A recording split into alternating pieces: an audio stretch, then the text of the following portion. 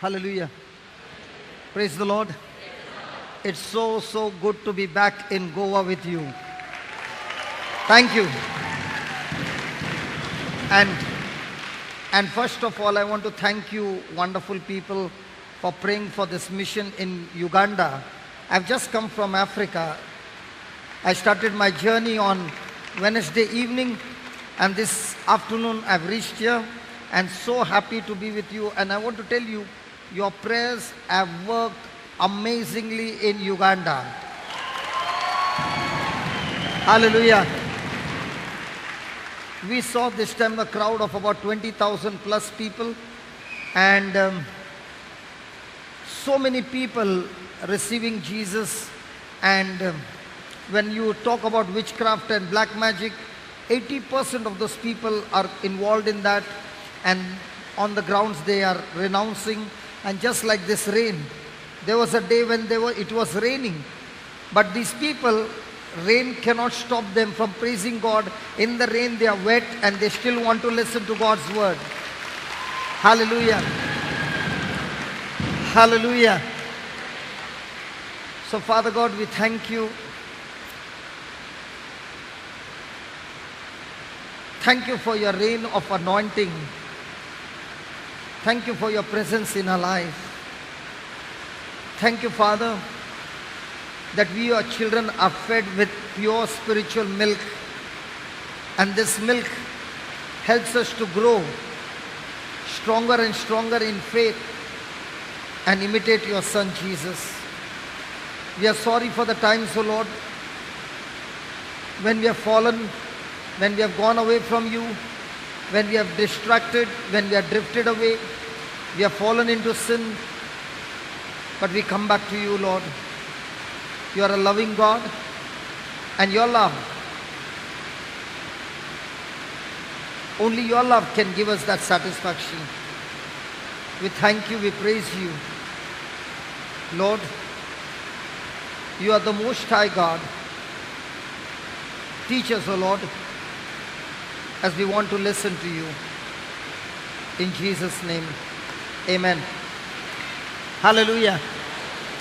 And the gospel being preached, and it is going on the radio. The whole of Uganda has opened up. I don't know, they have invited me to be there for 2 months. 2 months of crusade non-stop to preach the gospel north, south, east and west of Uganda. Praise God. Thank you very much. So let's go to Philippians chapter 3. Philippians chapter 3, verse number 1. Philippians 3:1.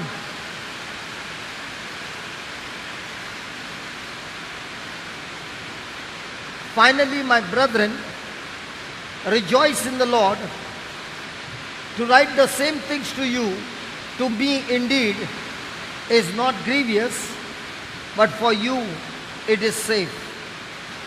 Finally, my brethren, rejoice in the Lord. To write the same thing to you, to me indeed, is not grievous, but for you it is safe. Now here is St. Paul saying, there are times in our life when we receive Jesus, or things that have happened good in our life, there is uncontrollable joy.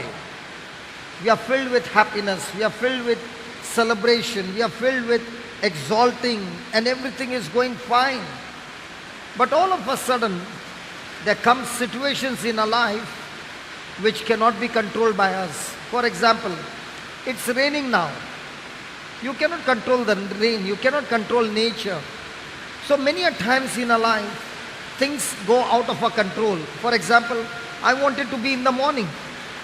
My flight got delayed, and I was at the airport at Bombay waiting for the flight. So there are certain things that happen which you can't control, and certain things that happen which are really so much painful and so much of suffering that you do not have any kind of joy or celebration, because you begin to wonder, God, have you forsaken me? God, have you gone away from me? What is it the reason, Lord, that all these things are happening? Even though I've been walking on the right path, then why are these negative things happening to me? And that's what St. Paul is saying. There was once upon a time that he was a persecutor. He was the man who was of the Pharisees of the Pharisees. He had a zeal for God. He had a passion for God, but not the right understanding. And that's why he came against the church. He attacked the Christians. God only knows how many people were put to death because of him. Okay? And after experiencing all this, on the way to Damascus, he encountered Jesus. The conversion came because of one person's seed, and that was the seed of Stephen. When he was being stoned to death, Paul was one of the reasons why Stephen was put to death by stoning. And Saul was watching Stephen being stoned to death, and at that time he was watching that this man should be crying, should be in pain, should be yelling, should be cursing, should be giving bad words. But this person is looking like a saint. This person is taking all the stones, he is being bleeding and is being put to death, and this person is standing there and praying to God and saying, please do not hold this sin against them, please forgive them. And Saul, who is watching there, he is a scholar of the scriptures. He knows the scriptures in and out. He's a teacher of the law.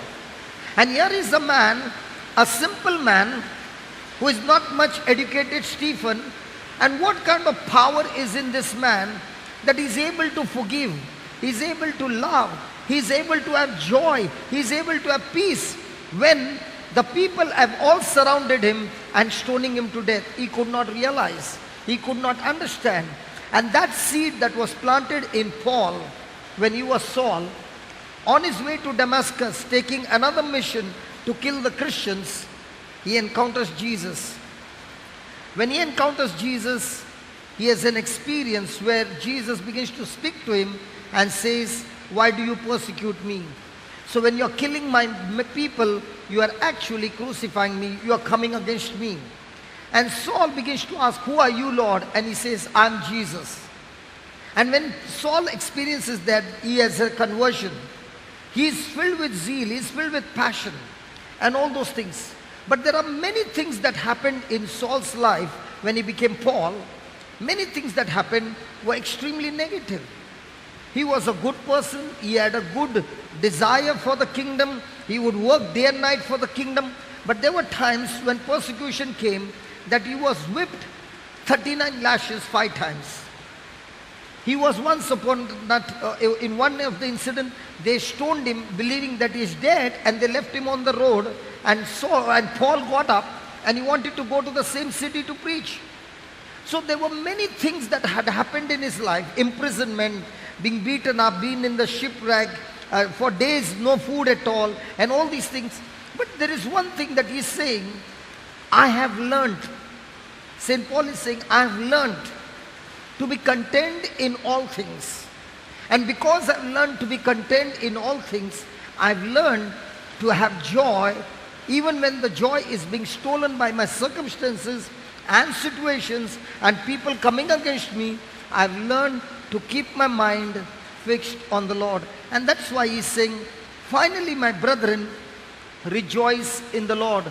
Now, when is he saying this? He's saying this when he's in the prison. He's saying this when he's being tortured. He's saying this when he's going to face a miserable death. Now, in the midst of all this, St. Paul is saying, I do not want you to focus on your situations that you're going through, but I want you to focus on things that are above, things that are spiritual, what Jesus has done for you. And that's why he's saying, rejoice in the Lord. Now, when I went to Uganda, you know what's the first prayer that happens to me? Lord, I thank God that I'm not born in Africa. Because when you look at the stage or the situation over there, you will be thanking and praising God for all the good facilities that we have in this country. What you see over there is poverty to beyond imagination. And in the midst of all that, you see those people, that little that they have, they are rejoicing. I just asked somebody who was working there, what is the monthly salary over here? Do you know what is the monthly salary of a person who is working from morning till night for a month? 1,000 Indian rupees. When you listen to all these things, you begin to wonder, Lord, how much you have blessed us. But what are we doing? When a situation comes, when something goes wrong in our life, we quickly are drawn to another, we are drawn away from that situation. Let me show you something.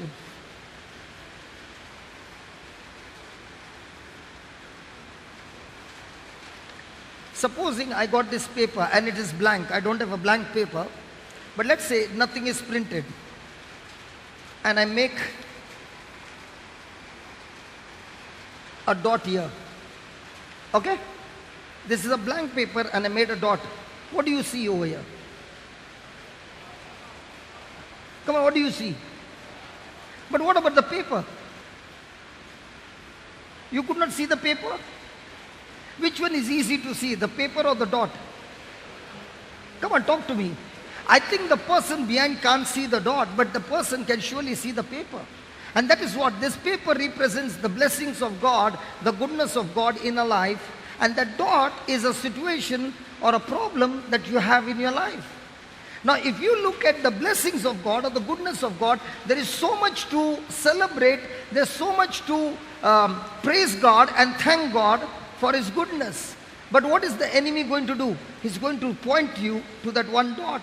And that's what he did in the Garden of Eden. The whole Garden of Eden was there with goodness. And only one tree, God said, don't eat of that fruit. What did the devil do? He got your focus off the paper onto the dot and made Adam and Eve's life miserable. And that's what St. Paul is saying. My brethren, I'm in the prison, but you are outside. I want you to rejoice in every situation, because God's ways are not our ways, God's thoughts are not our thoughts. He has got mighty plans and purposes in our life. And the biggest blessing of God comes when something goes against you. When things come against you, that's the time God is actually preparing something great which is hidden. But at that time, if you are a person who is rejoicing, if you are a person who is thanking, if you are a person who is praising God, you are connected with God, and now there's disconnection. When you're connected, this mic can make a big sound. When you're disconnected, you can talk. There's disconnection. Okay? So he's saying, when I'm going through this bad situation, I've got a choice. I can be rejoicing, or I can be extremely bitter or hurt or sad. But if I make myself sad, then I'm saying to God, God, I don't trust you. I trust that my situation that I'm going through is greater than you are, and this situation is going to destroy me. Whereas God is saying, I'm giving you an option. If you're going to rely on me, and if you're going to believe in me, and if you're going to put your faith and confidence in me, I give you an assurance. What looks to be bad, I've got a big plan, even in that bad situation, to turn it for your good. And that's what St. Paul is saying. He's saying, in my life, I've gone through journeys of torture, journeys and journeys of suffering. And I want to tell you, if you read the sufferings of St. Paul, it looks like he's not a human being. It's beyond human understanding. And in the midst of all that, he still has a passion for Christ. And why does he have that? Because of his relationship with God. His relationship with Jesus. Christianity is not a set of rules and regulations. It is more a relationship with Jesus, a personal relationship with Jesus. And that relationship, when it becomes stronger and stronger, you know that He who is with you will not leave you. Even in that situation, He will guide you, He will strengthen you, and He will lead you and do wonders in your life. Amen. And that's why He's saying, to write the same things to you, to me indeed is not grievous, but for you it is safe. In other words, the word rejoicing or the word joy in the book of Philippians is written 17 times in 4 chapters. St. Paul is writing that 17 times in that 4 chapters of the book of Philippians. Why is he stressing so much on joy? Because he says it is a decision that a person makes. I can be off mood. Have you seen some people saying, I'm not in good mood? Have you heard that? When a person is saying, I'm not in good mood, means what? His mind is engaged with something that's going on in his life which is negative. And when that is happening, he cannot be rejoicing. Praise God. Rejoicing is a decision. It's a decision that a person makes where he's saying, I do not focus on what's happening in my life. I'm focusing on my Jesus because He is the Savior, He is my healer, He is my deliverer, He is my protector, and He is with me. And when He is with me, who can be against me? Praise God. And my connection with Jesus will only be when my relationship with Him is in obedience to His word. And that's why again and again the Bible will talk to you to be submissive to God's word. So if there are some people here who have lost their joy because of some situation that is going on in your life or some bad things that have happened to you, today the Lord is giving you an assurance through St. Paul, and He's saying, look at St. Paul. He had so many crises in his life. Look at Joseph. His brothers hated him. Look at David. Saul wanted to kill him. David's own son wanted to kill him. So you read in the Bible, there are so many incidents where things have gone wrong. But these are the people who got connected to God and remained in that relationship with God. Things did not change in one day. Things did not change in 6 months. Things must have not changed in 1 year. But the good news is, as they kept rejoicing, as they kept connected with God, things that happened in their life happened what could not have happened in their lifetime labor. And that's what the Lord is saying. You got a choice. You can be sitting and crying and grumbling and complaining and have a negative attitude. Then you have already accepted defeat in your mind. And if you have accepted defeat in your mind, God cannot turn that into victory. But if you are a person who is saying, God, now it is raining and there was so much of sound, I could have got disturbed and said, God, the moment I came to preach, it started raining. When Camilio was preaching, I was waiting for 45 minutes, Lord, it did not rain. Why is it that when I come, it started raining? And I can get disturbed. But at the same time, I can say, Lord, I can't hear the rain. You have put me here and I'm supposed to give the message what you want me to give, and I will continue to do that. So not focusing on the things that are coming against me, but focusing on things that God has assigned for us. And you start rejoicing and start praising God. The Lord gives you an assurance that He will turn your trials into joy. Praise God. Hallelujah. And that's why He is saying, I'm writing you the same things. How many times it is like this? Now, for example, you are reading the passage of prodigal son. How many times do you say, hey, I've read that before? Hello, don't you say, I've read that before? Now please understand, the word of God is alive. And because it's alive, that word will speak to you every time something new. But the problem is, when the same thing is repeated, we say, I've heard it before, and we do not pay attention. Now I might speak one line to you, but I might speak just a line, but you will interpret according to the situation going on, and the Holy Spirit will give you an inspiration. He will give you the wisdom which will be so different from what I've spoken to you. Are you following? Are you following? So the more, that's why St. Paul is saying, I'm writing you the same things. I'm not writing something different, but I'm writing you the same thing, and what I'm writing it again and again to make you understand that rejoicing is a must. And that's why the Bible says the joy of the Lord is my strength. Why is he saying the joy of the Lord is my strength? Because when this joy, when your mind is filled with faith, with belief, you have got a supernatural strength in you which is called joy. And this joy will give you the strength in the midst of your enemy who is coming against you. His name is the devil, not any human being. He might be using some human beings against you, but it's not the human being who is the enemy, but the enemy is the devil, and he's coming against you, and you are saying, no matter what, Lord, I'm fixed on you, I'm believing in you, and you have that joy to praise him. Because when God's word says, when we praise him, we are in the presence of God. When we praise him, he reveals to us the path of our life. When we praise him, he fills us with his wisdom. When we praise him, we receive a pleasure that is beyond understanding. Hallelujah. Hallelujah. Hallelujah. And then he says, I'm writing you the same thing again and again because for you it is for your own safety. Why? Are we not having this tendency of forgetting what we have heard? Come on. See, remember, you can be an expert scholar in the Bible. You can have all the knowledge. You can know the scriptures by heart. Everything is good. But in a situation, when you're going through that situation, at that moment, what you're thinking at that moment, when you're going through a situation, what is the knowledge that is running in your mind? Based on that, you will make decision. Because at that moment, if the knowledge in your mind is something negative, you will take a negative route or a negative action and then realize, oh God, how could I do that? I know that it was wrong, but I still went the wrong path.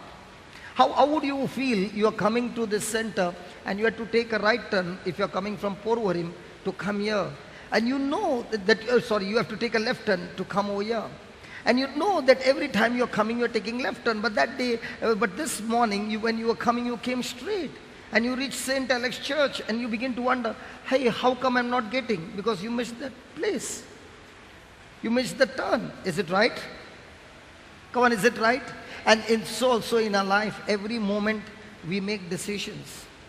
And in these decisions, he's saying, even though it looks to you that situations are going bad to you and coming against you and they are unjust, he's saying, do not worry. Take my example. Paul is saying, I'm rejoicing in this. And the more and more I rejoiced and the more and more the devil came against me, I continue to rejoice and I continue to live by the word and continue to share the gospel. And he said, the more and more I did that repeatedly, I saw so many people's lives were changed. I could see that my life has become a blessing to so many. If I'm saying I'm a Christian, then the first thing is, do I live my life for myself or do I live my life for my Jesus? And if I'm living my life for Jesus, then I don't care what happens to me. What I care is, Lord, what is it that you want me to do for you? And I'm willing to do it for you. And that relationship gives you joy. There's so much of joy. I'll tell you, it is not easy from the airport to the place I'm going, about 440 kilometers. And more than 100 kilometers, 150 kilometers is a dusty road. A dusty road is like, full of holes, and when it is raining, it's a muddy road. The tires are stuck. You need a four-wheel drive.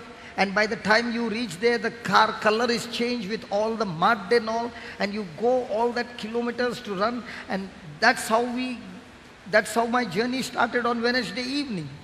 And my journey ended this afternoon at 2 o'clock. But still, there's so much joy. Why there is joy? Not the journey. Journey is not giving me joy. But after the journey, when the Lord is touching those people and so much of harvest has come inside, it's joy. Believe me, I went to one sister's house. She came to pick me up and I said, let's go directly. She said, I've prepared lunch for you. So I wanted to come directly and she took me for lunch in a house. Her daughter was taking bangda mackerel gravy and she put it on the rice. Never I have felt that, but today I was like a dog who sees a bone and the mouth is watering.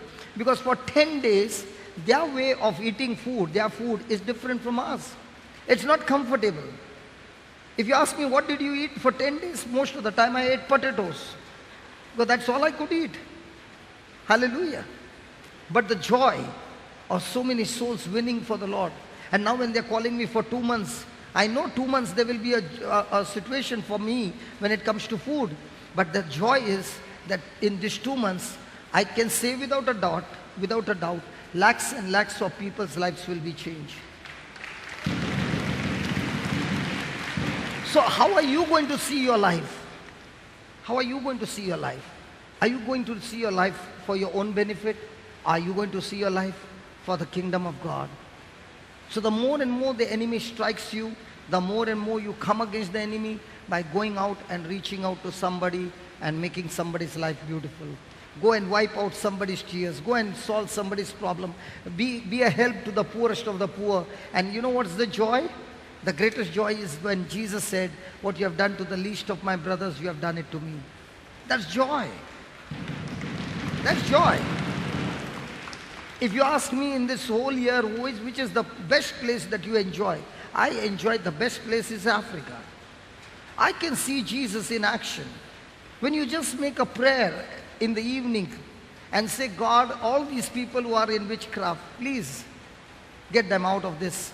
Oh my mighty God, have mercy. Please help them, oh Lord. Please save their life. And you make one small prayer and you see in the ground people are screaming and demons being cast out. It's such a joy to see that these people who have been in bondage for years being delivered. It's joy.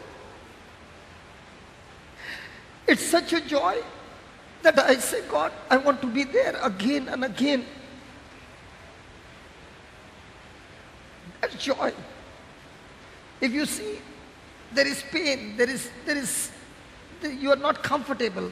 But when you see your life being used by God for somebody else, and that person who has been in that bondage for years, and Jesus coming and breaking those chains, you cannot purchase that pleasure by anything in this world. It's joy. And the same thing the Lord is saying, do you know thousands and thousands of people's future is in your hand? When you stop thinking about yourself and start saying, God, there are so many people who are still in darkness. They do not know the gospel. They do not know you. But Lord, what you have given me, let me go and share. I'm not a preacher. You can say, Lord, I'm not a preacher. I don't know the scripture. But I know one thing, Jesus, what you have done in my life. Give me a chance, Jesus, to go and share it with somebody. And there will be joy. And once you taste this joy, start doing it over and over every day and see what you have not imagined in your life.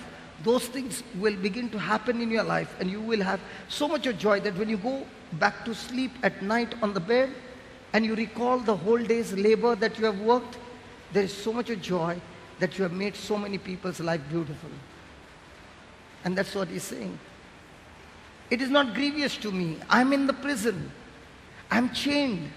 But even though I'm chained, I've not yet stopped my preaching. I'm preaching to the prisoners. Even though I'm chained, I'm not stopped. I'm writing letters. I'm writing something where this can be used by the people who are outside.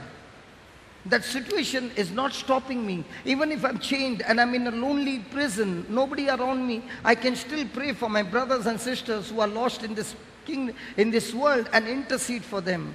But all the moment, I am being used by God for His kingdom, and so many lives are being changed. That's joy. That's joy. And that's a Christian life.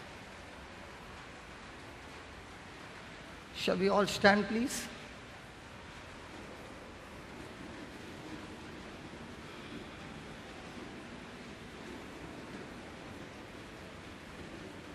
Can we repeat this prayer together? Oh Heavenly Father, I repent and I ask you to forgive me. For most of the time, my prayers have been selfish. My relationship with you and your Son Jesus and with the Holy Spirit has been extremely selfish. Please have mercy on me. and forgive me. Lord, I cannot have joy when I look at the natural things that are happening in my life. But I can always be rejoicing, exalting, praising, thanking, glad, celebrating, looking at things that are spiritual, that you have already done for me through Jesus Christ. Oh Lord, thank you for the testimony of Saint Paul, who is rejoicing in the Lord, even in the prison, even in the pain, even in the midst of death and suffering. Lord, help me to learn how to be content. Teach me, Lord, to focus on you, no matter what's happening around. Teach me, Lord, to draw this strength in my relationship with you. Lord Jesus, you are good and always good. When I am with you, nothing bad can come against me. Jesus, I trust in you. And even though negative things are happening in my life, today is my commitment to you. I'm going to learn from you and make a decision. No matter what, I'm going to sing, praise, and dance in your presence, praising you. Thank you, Jesus.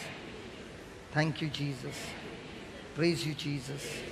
Lord, from now on, my body, my life is yours. Use it for your glory.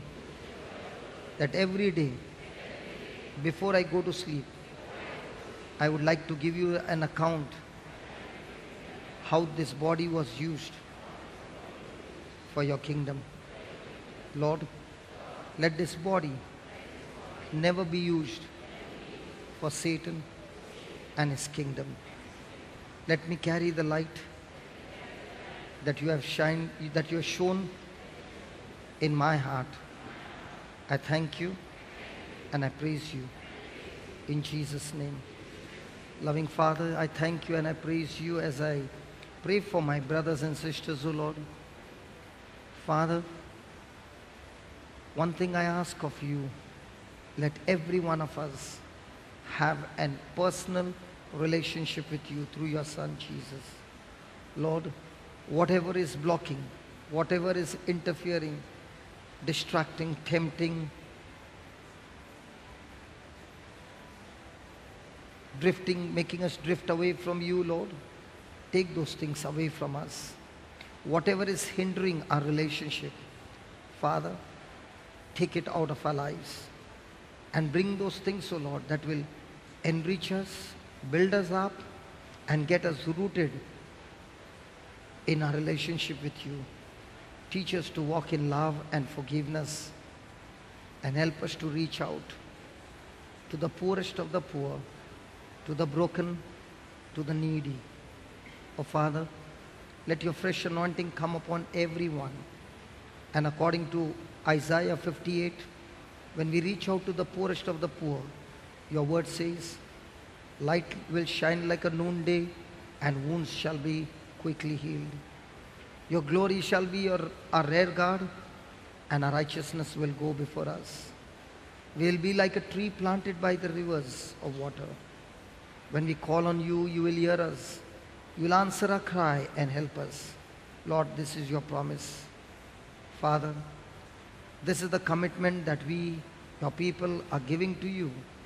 And Holy Spirit, empower us to keep this commitment, that as we reach out, we ourselves will see your blessings and your glory overflowing in our lives, in our family, and in our generation. Father, bless everyone as they are going back, those who are staying, Touch them and heal them in whichever area they need the healing. And Lord, bless them as ambassadors, carrying the gospel of light wherever they go. I bless them, O Father. I bless their family in the name of Jesus. Amen and amen and amen. God bless you. Hallelujah. Thank you very much.